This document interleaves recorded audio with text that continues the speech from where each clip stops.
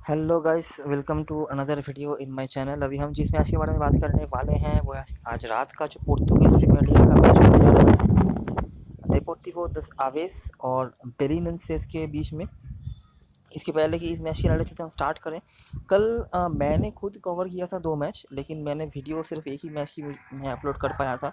हमारे टीमों वाला मैच काफ़ी लेट हो चुका था क्योंकि ड्रीम 11 वालों ने वहाँ उस मैच को मतलब बाद में लिस्ट किया था, नहीं तो वही मैच बेटर था। मैंने कहा था पहले जो मैंने स्पोर्टिंग वाला मैच कवर किया था उससे, और मैंने रिजल्ट्स भी टेलीग्राम पे शेयर करी हैं। सारी स्मॉल लीग्स, ग्रैंड लीग में भी मैंने ड्रीम 11 में सिंगल टीम से ज्वाइन किया था क्योंकि ड्रीम 11 में आपको पता ही होगा कि फुटबॉल में ज़्यादा इंटरेस्ट लेता नहीं, लेकिन वहाँ पर भी काफ़ी बढ़िया रैंक हो गया था। 71 रैंक था मेरा, जिस जो मैंने शेयर किया था। अगर स्पोर्टिंग मैच की बात करी जाए तो 2 गोल्स मार दिए थे स्पोरारो ने, या स्पोडेरो जो भी उनका नाम है।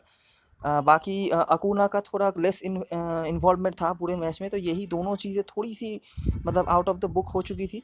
बाकी लगभग सेम ही थे। मैंने कहा था दोनों विंगर्स का बहुत बड़ा रोल होगा स्पोर्टिंग सीपी के अगेंस्ट में, और आपने वो देखा भी। मार्कस एडवर्ड, जोआओ टेक्सेरा ने गोल दागे। स्पोरेरो भी हमारे टीम में थे। अगर आप मतलब पहले 3 स्ट्राइकर्स में तो वो थे ही, लेकिन 2 गोल ज़्यादा हो गया था उनकी तरफ से, यही एक चीज़ था। और बाकी मोस्ट ऑफ द चीज़ें ही हमारे सही गई थी। जो मिडफील्डर्स वगैरह की हमने बात करी थी वो उनका भी, डिफेंडर्स भी हमारे सही ही थे।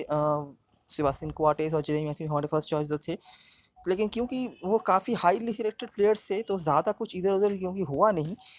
और हमने जो स्पोर्टिंग सीपी के अगेंस्ट में कुछ सोचने की कोशिश करी थी वो भी ज़्यादा उधर गया नहीं। मैच ड्रॉ हुआ तो ज़्यादा फ़ायदा हुआ नहीं उस मैच में, लेकिन मार्टिको वाला मैच बहुत ही अच्छा गया था। और इसीलिए आज मैंने डिसाइड किया कि जो मैच अच्छा है उसी मैच का वीडियो पहले डाला जाएगा। हालांकि ये मैच तो होने वाला है रात को 1:45 बजे, जबकि बुंडेसलिगा का मैच रात 12 बजे होगा, लेकिन मैं बुंडेसलिगा का वीडियो बाद में अपलोड करूँगा और ये पहले। तो इस मैच के स्टार्ट करने से पहले दोनों टीमों के बारे में थोड़ा सा मैं आइडिया देता हूँ। मैंने डे 1 पे ही कहा है कि पुर्तगीज़ लीग में पहले 4-5 टीमों के अलावा सारी ही टीमें बहुत ज़्यादा डिफेंसिव खेलती हैं, क्वालिटीज़ बहुत ज़्यादा कम होती हैं। और ये टीम मतलब बॉटम, अगर आप पूरे लीग टेबल को 4 हिस्सों में बाँटें तो ये बॉटम जो क्वार्टर आपका आएगा वहाँ पर ये बिलोंग करते हैं।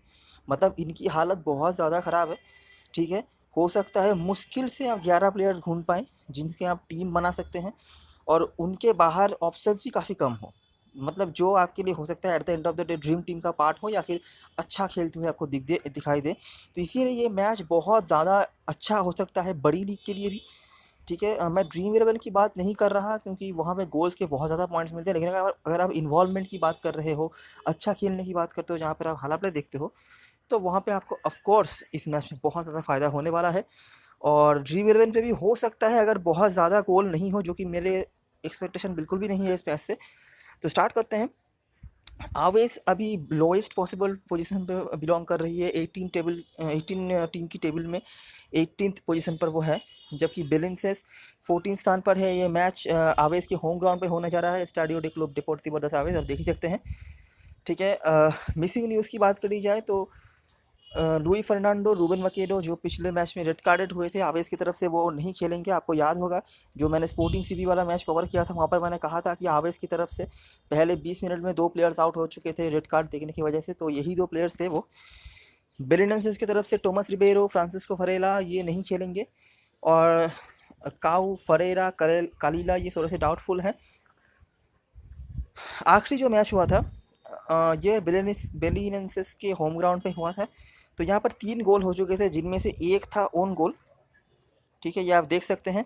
और बाकी जो 2 गोल स्कोरर थे ना, यही दो इन दोनों टीमों के मतलब जो भी आप कहेंगे अटैक के नाम पर हैं, ठीक है? तो क्या हुआ था इस मैच पर, मिडफील्ड लगभग ठीक ठाक खेली थी बेलिडेंसेस, ठीक है? और उनके अटैकर्स ने काफ़ी सही फुटबॉल खेला था। रोबिन हो थे उस मैच पर, और लीचा कंपैरेटिवली राइट साइड थोड़ा सा था एक्टिव था। ये जो आप एसगाइयो को देख पा रहे हैं, रूबेन एसगाइयो, ये राइट साइड में खेलते हैं और सेंट्रल मिडफील्ड में आ जाते हैं, तो ये ऑल्टरनेट कर लेते हैं खुद से। आविस की तरफ से बात करी जाए तो इनकी तरफ से कुछ हद तक फाल्काओ ने काम करा था, लेकिन ज़्यादा कुछ इफेक्टिव नहीं थे वो। और एस्ट्रेला जो इनके लगभग आप कह सकते हैं वन मैन आर्मी की तरह ही खेलते हैं मिडफील्ड में। आगे भी मैं आपको जब दिखाऊंगा आपको समझ आ जाएगा इनका परफॉर्मेंस था। जूनियर ने 2 गोल दागे थे, लेकिन खास कुछ फ़ायदा हुआ नहीं था क्योंकि इनकी डिफेंस इनकी बहुत ज़्यादा ख़राब है, जो कि मैं आपको आगे भी समझाऊंगा। तो रिपोर्ट की अगर बात करें तो बेले मतलब बेलिनेंसेस जो हमारे आज के थोड़े से ऊपर पायदान वाला टीम है इन दोनों टीमों में से। उन्होंने दो साइड्स को अच्छा इस्तेमाल किया। मिडफील्ड उतना अच्छा नहीं था, लेकिन चलिए काम चल गया क्योंकि आवेश था यहाँ पे। आवेश ने उस मिडफील्ड काफ़ी अच्छा इस्तेमाल किया था इस मैच पर। हालांकि आगे हम जब आवेश के बारे में बात करेंगे तो आपको समझ आएगा कि इनकी टीम में मिडफील्ड नाम की कुछ है ही नहीं। आवेश के डिफेंस बहुत ज़्यादा ख़राब था। एक ओन गोल भी कंसीड किया और इसीलिए वो 2 गोल करने के बाद भी जीत नहीं पाए। Both team strikers took the responsibility. आपने देखा कि दोनों ही टीमों के होकर दो दो स्ट्राइकर्स ने दो दो गोल मारे थे। आवेश की तरफ से यहाँ पे जूनियर थे, इनका नाम आप कहीं कई कई जगह पर वेलिंगटन के नाम पे भी देखेंगे, तो वेलिंगटन जूनियर इनका पूरा नाम है। और वेलिंगटन से होकर आपने देखा लीचा। रोबिन्हो ने सबसे ज़्यादा टैकल्स यहाँ पर जीते थे। ये हाला प्ले के स्टैटिस्टिक्स हैं, अगर आप खेल रहे हैं हाला प्ले में तो भी आपके काम आएंगे। एस्ट्रेला का इंटरसेप्शन सबसे ज़्यादा था। पासेस की बात करी जाए तो ज्विगाला जो कि आवेश के सेंट्रल बैक है, इनके सबसे ज़्यादा पासेस थे। एस्ट्रेला पासिंग सक्सेस रेट इनकी सबसे ज़्यादा। मिलोस जो कि राइट बैक खेल रहे थे मेरे ख्याल से आवेश के होकर, नहीं लेफ्ट साइड मिडफील्ड में खेल रहे थे, ये लेफ्ट बैक भी खेल सकते हैं। तो इनको सबसे ज़्यादा टैकल्स करने पड़े थे। ठीक है, तो ये तो एक आइडिया आपको हुआ कि उस मैच में बेलिनेंसेस राइट साइड से ज़्यादा एक्टिव थी और राइट साइड में खेल रहे थे रूबेन इस्गाइयो। लीचा का सबसे ज़्यादा शॉट ऑन टारगेट। मिलोस ने सबसे ज़्यादा फाउल यहाँ पर कमिट करे थे क्योंकि उसी साइड में सारी चीज़ें हो रही है, क्रॉसेस भी आ रहे हैं, फाउल्स भी हो रहे हैं। एस्ट्रेला और ओलिविएरा के सबसे ज़्यादा फाउल थे। समरी खास कुछ बताने के लिए है नहीं है। अब दोनों टीमों की हम रिसेंट कुछ मैचेस देखते हैं और उसके बाद समझने की कोशिश करते हैं कि ये दोनों टीम की कैरेक्टरिस्टिक्स क्या है और स्ट्रेंथ और वीकनेसेस क्या है। तो आखिरी मैच जो स्पोर्टिंग से हुआ था, ये मैच मैंने कल ही डिस्कस करा था। क्योंकि स्पोर्टिंग डिफेंसिव टीम है तो भी इसीलिए वो 9 जन हो चुकी थी आवेश पहले 20 मिनट में, फिर भी उन्होंने ज़्यादा फ़ायदा उठाया नहीं। बाकी आप जैसे मैंने बताया पहले ही कि इनके टीम में मिडफील्ड नाम की कुछ है ही नहीं और ना ही डिफेंस नाम की कुछ है। एक दो प्लेयर्स हैं जो कि कंसिस्टेंटली कुछ हद तक कुछ काम करते हैं, जैसे कि आप देख सकते हैं यहाँ पे राइट बैक में खेल रहे थे मिलोश, पिछले मैच में लेफ्ट बैक में खेले जो काफ़ी वर्सटाइल प्लेयर हैं। और यहाँ पे मंगास जो खेल रहे थे, ये दोनों ने कुछ हद तक काम किया। तो डायरेक्टली आ जाते हैं यहाँ पर, कुछ खास कुछ था नहीं बताने को आवेश की तरफ से। जो स्टैटिस्टिक्स इनके पक्ष में बात कर रहे हैं वो है मांगास ने सबसे ज़्यादा टैकल्स जीते थे इस मैच पर। तो इन नामों को ही याद रखना, यही कुछ नाम होंगे आपके इन दोनों टीमों के होकर जो कि इर्द गिर्द घूमते रहेंगे। ठीक है, आपकी जब टीम आप फॉर्मेशन करेंगे। एस्ट्रेला सबसे ज़्यादा फाउल, एस्ट्रेला का नाम आपने ऊपर भी देखा होगा। MR और स्पोर्टिंग जो मतलब राइट मिडफील्ड में जो खेल रहे थे, इनको सबसे ज़्यादा इंटरसेप्शंस करने पड़े। ठीक है, मतलब आवेश थोड़ा बहुत लेफ्ट साइड से काम कर रही थी, लेकिन खास कुछ था नहीं बताने को, तो गोल उसी वगैरह नहीं हुए। पाकोस डे फेरेरा, और यहाँ पर 1-3 से हारी थी आवेश की टीम और यही एकमात्र गोल है जो कि उन्होंने पिछले 3 मैच में किया है। ठीक है, तो आप समझ सकते हैं क्या हालत चल रही है इनकी। और उनकी तरफ से गोल भी उसी ने किया है, जूनियर वेलिंगटन जूनियर, जैसे मैंने पहले ही बताया कि जो भी है जितना भी है यही है। तो फिर से पाकोस डे फेरेरा ने वही काम किया, सेंट्रली डिस्ट्रॉयड एक्सेप्ट एस्ट्रेला, किसी का नाम लेना भी नहीं था मिडफील्ड में। ठीक है, आप यहाँ पर देख सकते हैं ये एस्ट्रेला ने कुछ हद तक काम किया। क्या क्या किया मैं आपको आगे डिस्कस करता हूँ। और ओलिविएरा ये थोड़े से मतलब मैं कहूँगा आपके लिए काम के प्लेयर हैं। ठीक है, ये थोड़ा सा विंग पे भी खेल सकते हैं, नीचे भी खेल सकते हैं, थोड़े से काम के प्लेयर हैं ये। मतलब कुछ नहीं के टीम में कुछ हद तक कुछ है, ऐसा कुछ। ठीक है, पाकोस लेफ्ट साइड से ज़्यादा एक्टिव रही थी, आवेश भी। यह हमने पिछले मैच में भी देखा कि लेफ्ट साइड से थोड़ा बहुत ये काम करते हैं। और क्योंकि लेफ्ट साइड में ऑपरेट करते हैं इनकी तरफ से एस्ट्रेला और यहाँ से मंगास, जिनका नाम आपने पहले मैच में देखा होगा। आगे भी हम देखते हैं DR, और मतलब राइट बैक जो पाकोस के लिए खेल रहे थे, इनको सबसे ज़्यादा फाउल्स करने पड़े। मतलब लेफ्ट साइड से थोड़ा बहुत एक्टिविटी दिखा रही है आवेश कुछ हद तक, जितना भी इनके लिए है। जेल्सन जो राइट बैक हैं आवेश की तरफ से, इनके सबसे ज़्यादा इन्होंने फाउल ड्रॉ ऑन करे थे। ड्रॉ करना मतलब आप इसका फ़ायदा आपको सिर्फ हालात में मिलता है। आप जितना ज़्यादा फाउल ड्रॉ करते हो, मतलब आप ओपोनेंट को मजबूर करते हो आपको आपके ऊपर फाउल करने के लिए, उतने ज़्यादा आपको पॉइंट्स मिलते हैं। और इस मामले में एस्ट्रेला बहुत ज़्यादा कंसिस्टेंट है और इसीलिए मेरे ख्याल से एस्ट्रेला आपके लिए आवेश की टीम में, और किसी को लो या ना लो किसी टीम में, हर टीम में एस्ट्रेला ज़रूर होने चाहिए। और यहाँ पर जेल्सन का नाम था। दियाखिते और एस्ट्रेला यहाँ पर इंटरसेप्शंस के मामले में भी थे। दियाखिते के पासेस ज़्यादा, उसके बाद बोआटू के पासिंग सक्सेस रेट ज़्यादा थे। ठीक है, कुछ कुछ नाम आपके सामने आते जा रहे हैं, इनको ध्यान में रखना या फिर नोट करके रखना। बाकी इसके बाहर ज़्यादा कुछ आपको सोचने की ज़रूरत नहीं पड़ेगी। और रिकार्डो मंगास जो कि इनके लेफ्ट बैक हैं, और ओलिविएरा जिनके बारे में मैंने बताया, इनके हाईएस्ट क्रॉसेस। गुइमारेस यहाँ पर भी बहुत ही आराम से आवेश हार गई, कोई दिक्कत वाली बात नहीं थी।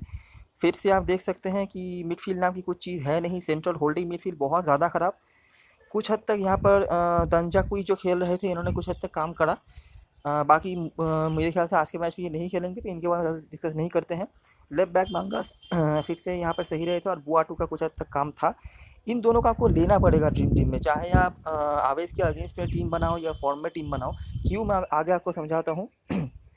जूनियर जो इनकी मेन स्ट्राइकिंग फोर्स है, इन्होंने पेनल्टी मिस किया तो बस इनका काम खत्म, तो आवेश का भी मतलब गोल वगैरह के कोई आसार है नहीं।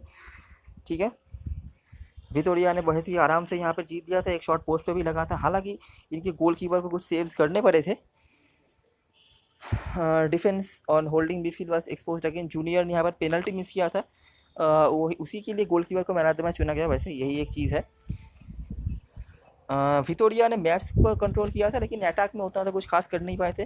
Goalkeeper man of the match थे पेनल्टी सेव करने के लिए, यहाँ पर खास कुछ है नहीं। डीएमसी ऑफ गुइमारेस इन, अच्छा डीएमसी आपका इसका मतलब समझिए, डिफेंसिव मिडफील्डर जो रहे हैं गुइमारेस की तरफ से, मेरे ख्याल से उस मैच में आंद्रे खेल रहे थे। इन्होंने सबसे ज़्यादा फाउल भी करे, इन्होंने अपनी तरफ सबसे ज़्यादा फाउल भी ड्रॉ किया, इन्होंने सबसे ज़्यादा टैकल्स भी जीते, इन्होंने सबसे ज़्यादा क्रॉसेस भी निकाले। मतलब जो डिफेंसिव मिडफील्ड में खेल रहे जो 2 या 3 प्लेयर्स, मतलब सारा काम मिडफील्ड में यही कर गया है गुइमारेस की तरफ से। ठीक है, तो जाहिर सी बात है, इसीलिए आपके लिए आवेश की मिडफील्ड में कुछ खास था नहीं। मंगास सबसे ज़्यादा इंटरसेप्शन इस मैच में, और आवेश की तरफ से मंगास के क्रॉसेस वगैरह थे। तो कुछ नाम तो आपके लिए कॉमन हो गए हैं, और यही नाम मैं कहूँगा कि आप आवेश की तरफ से किसी भी लीग में कैसी भी टीम क्यों ना बना रहे हो, इनको ज़रूर अपने टीम में रखना, क्योंकि खास कुछ परफॉर्मर्स है नहीं। तो आवेश की टीम के होकर जो मैंने आपको समझाया कि पिछले 3 मैच में उन्होंने 7 गोल कंसीड किया, आपने देखा सिर्फ 1 गोल दागे हैं और 1 गोल मिस किया है पेनल्टी से, और जो गोल दागा है वही उनके मेन स्ट्राइकर हैं जूनियर, वेलिंगटन जूनियर जो हैं। बाकी इनकी टीम में मिडफील्ड नाम की कुछ है नहीं, डिफेंस नाम की भी कुछ चीज़ नहीं है, तो गोल ये कंसीड कर ही लेते हैं। हालांकि ये थोड़ी सी हायर रैंक्ड टीमें थी, ये गुइमारेस हो, स्पोर्टिंग सिटी हो, ठीक है, लेकिन मतलब जो है वो है, और ज़्यादा कोई एक्सपेक्टेशन इनसे मुझे आज के मैच में भी नहीं है। अभी बेरेनेंसिस की टीम के बारे में थोड़ा बात कर लेते हैं। बेरेनेंसिस की टीम्स डिफेंसिवली बहुत ज़्यादा स्ट्रांग मुझे नज़र आई है। ये होल्डिंग मिडफील्ड और डिफेंसिव जो मिडफील्ड है आप कहेंगे, और डिफेंस काफ़ी ज़्यादा स्ट्रांग है। तो पहला मैच फामालिचाओ, ये टीम काफ़ी स्ट्रांग टीम है। अगर आपको नहीं पता हो तो इन्होंने मतलब परसों जो मैच हुआ था, इन्होंने लीग टॉपर पोर्तो को हराया था अपने घर पे 2-1 से, तो उनके अगेंस्ट भी यहाँ पर 0-0 का ड्रॉ रखा था।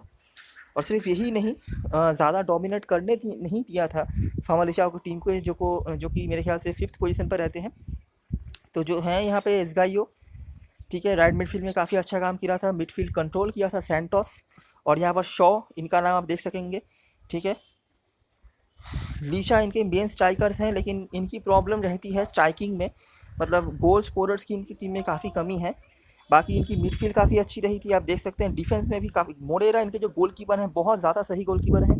डिफेंस में आप देखेंगे हेनरिकेस, दूनो कोएल्हो, आकाश, ये सारे काफ़ी अच्छे रहे थे, तो इसीलिए एक हायर रैंक टीम, ऐसा नहीं कि वो हायर रैंक टीम ख़राब खेली थी, लेकिन उन्होंने 1 पॉइंट निकाल दिया यहाँ से। आप देख सकते हैं मिडफील्ड काफ़ी अच्छी थी इनकी, लेकिन फिर भी जीतने नहीं दिया।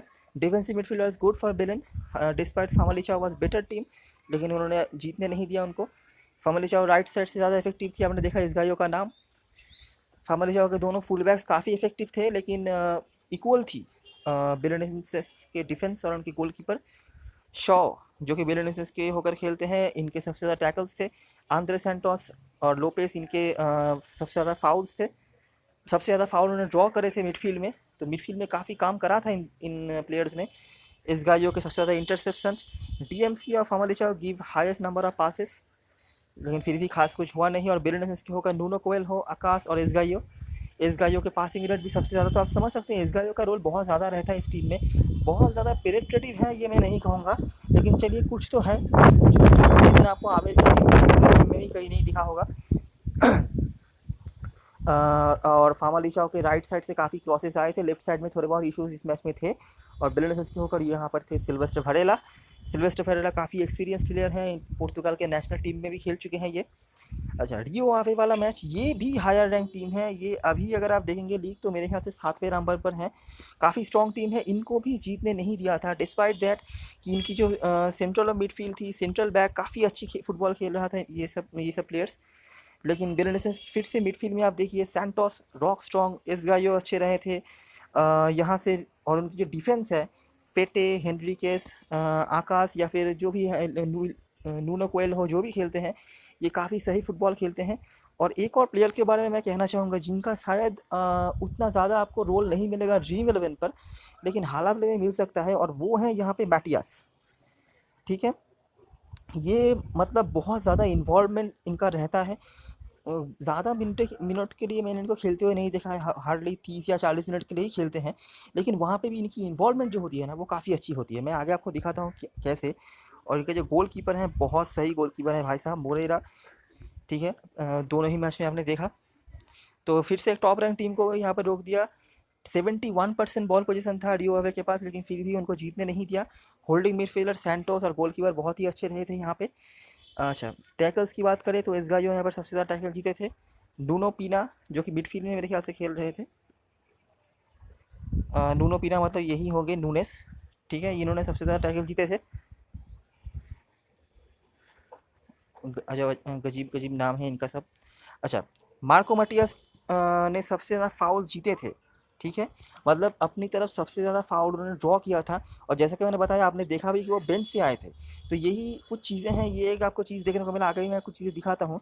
वरेला का सबसे ज़्यादा इंटरसेप्शंस, और दोनों विंगर्स रियो आवे की तरफ से 10 और 16 क्रॉसेस उन्होंने निकाले थे। मतलब दोनों जो लेफ्ट विंग राइट विंग से खेल रहे थे, इन्होंने इतने ज़्यादा क्रॉसेस निकाले थे। इसका मतलब क्या हुआ कि इतना ज़्यादा क्रॉस निकालने के बावजूद भी रियो आवे एक गोल ना कर सकी।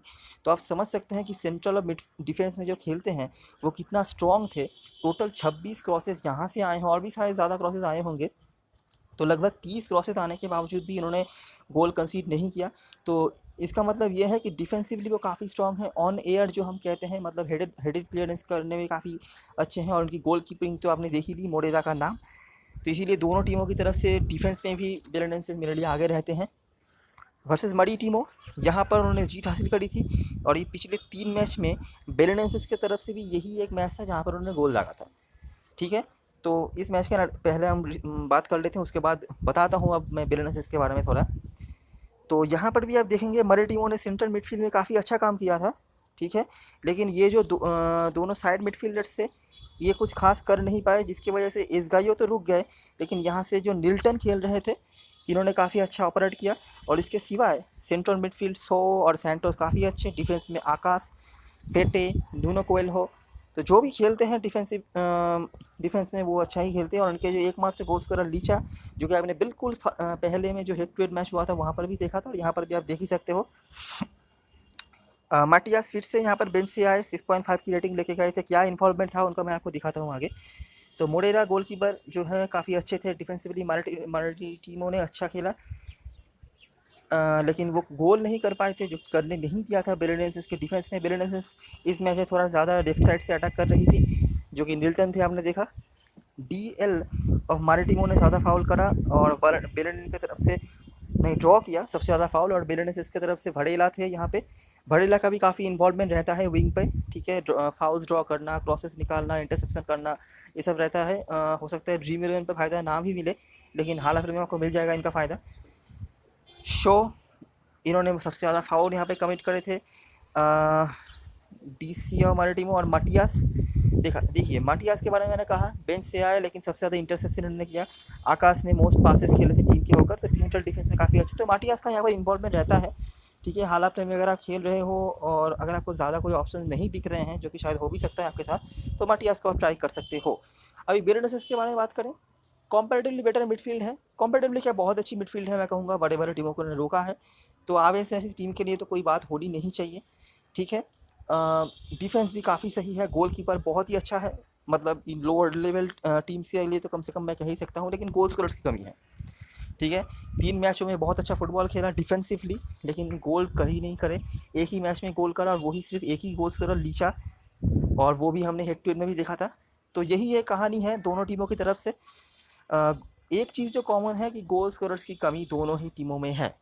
ठीक है, तो आज का मैच मुझे तो नहीं लगता कि ज़्यादा गोल होना चाहिए, क्योंकि Aves despite being the home team, मुझे ज़्यादा कुछ उनसे उम्मीद नहीं है। बेलेडेंसेस से उम्मीद है, लेकिन इनके पास गोल स्कोरर्स की क्योंकि कमी है, तो मुझे बहुत ज़्यादा गोल की उम्मीद इस मैच में नहीं है। अभी हो सकता है कि 1-2 गोल हो जाए, मतलब 1-1 हो जाए या 2-0 भी हो जाए, लेकिन ऐसा कुछ, ठीक है, लेकिन ज़्यादा कोई एक्सपेक्टेशन नहीं है। तो ड्रीम 11 पे हमेशा ही फुटबॉल रिस्की रहता है, मैं हमेशा ही कहता हूँ कि कौन आके गोल कर जाएगा आपको पता नहीं। लेकिन हाला प्ले में कंपैरेटिवली मुझे लगता है ये मैच आपके लिए बहुत अच्छा हो सकता है। तो आप चाहें तो हाला प्ले में इन्वेस्टमेंट कर सकते हैं, जहाँ पर इन्वॉल्वमेंट के आपको पॉइंट्स मिलते हैं। तो वो उस दृष्टिकोण से दोनों टीमों को काफ़ी लिमिटेड प्लेयर्स हैं जो कि बहुत ज़्यादा इन्वॉल्व होते हैं मैच में। तो ये सब चीज़ें मैंने बता दिया और कुछ खास यहाँ पर है नहीं। सेट स्टिकर्स की बात करें, डेपोर्टिवो का होकर वेलिंगटन, मोहामदी जो कि अभी तक पिछले कुछ मैच में मैंने खेलते हुए नहीं देखा, आज के मैच में भी लिस्टेड तो नहीं है, देखते हैं। और स्ट्रेला इनकी फ्री किक लेते हैं, वेलिंगटन इनकी पेनल्टी लेते हैं। मिस किया है लेकिन मुझे नहीं लगता खास कुछ ऑप्शन होगा आवेश के पास पेनल्टी लेने का। बेलेनसिस के होकर Sylvester Varela, Licha एसगायो free kick लेते हैं और लीचा और एसगायो पेनल्टी में भी हैं। लीचा ही बेसिकली हैं, एसगायो बहुत रेयर होंगे आपके लिए जो अगर पेनल्टी वगैरह लेंगे तो। पासिंग एक्यूरेसी आवेस के होकर सिमोनेच जो कि अवेलेबल नहीं है। बेरेनेसिस के होकर एलजूजिच वो भी अवेलेबल नहीं है। काउ खेलेंगे या नहीं पता नहीं। और आंद्रे सैंटोस ये तो आपने देख ही लिया, सैंटोस नाम का जो आप देख रहे थे बेरेनेसिस की टीम में। एरियल्स डुएल की बात करी जाए तो मेहरेमिच जो कि नहीं खेल रहे हैं। बुआटू सेंट्रल डिफेंस में 2-3 जो कुछ हद तक हमने नाम देखे डिफेंस में आवेश की तरफ से या पूरी टीम में, तो वहाँ से बुआटू का नाम आ रहा था। यामगा ये भी शायद आज के मैच में लिस्टेड नहीं है। बेलेनेस इसके होकर रिबेरो अवेलेबल नहीं है। गोंचालो सिल्वा भी मेरे ख्याल से नहीं खेलेंगे और डूनो कोएल्हो जो कि सेंट्रल डिफेंस में खेलते हैं। सेंट्रल डिफेंस में काफ़ी अच्छे पासर्स हैं इनके पास, तो यही एक टीम है कि डिफेंसिव फुटबॉल की एक ये क्वालिटी है। अगर कोई टीम डिफेंसिव फुटबॉल खेलती है तो उनके सेंट्रल बैक में या सेंट्रल डिफेंस में जो खेलते हैं वो अपने आप में बहुत सारे पासेस खेलते रहते हैं। इसीलिए इसका एक नेगेटिविटी भी है कि वो ज़्यादा ऊपर नहीं जा पाते हैं। पॉजिटिविटी ये है कि ओपोनेंट अगर स्ट्रॉन्ग टीम भी हो तो वो अंदर आने नहीं देते हैं गोल करने को। तो यही चीज़ होती है। अभी एक बार देख लेते हैं दोनों टीम की पॉसिबल लाइनअप्स और फॉर्मेशंस। तो ये जो है ये ब्लू वाला है आपके लिए बेलिडेंसेस, ठीक है। ज़्यादा कोई आपको चेंजेस देखने को नहीं मिलेंगे। कुछ नाम को यहाँ पर नोटिस कीजिएगा क्योंकि ड्रीम 11 ने ऐसे ऐसे प्लेयर्स को ऐसे ऐसे जगहों पर लिस्टेड किया है, मतलब मैं क्या ही बताऊँ। हेनरी के साथ देख रहे थे कि सेंट्रल डिफेंस में खेल रहे हैं, वो सेंट्रल डिफेंस में ही खेलेंगे, लेकिन इनका फ़ायदा शायद आपको नहीं मिलेगा मैच में। क्यों, आगे आपको दिखाता हूँ मैं। कैसियरा पिछले कुछ मैचों में नहीं खेले थे लेकिन आज के मैच के लिए शायद खेलेंगे, स्टार्ट कर सकते हैं। इनका खास कुछ मुझे दिखा नहीं है, मतलब स्टैटिस्टिक्स वगैरह तो खास कुछ मैं बता नहीं सकता इनके बारे में। स्ट्राइकर के तौर पर खेलेंगे शायद।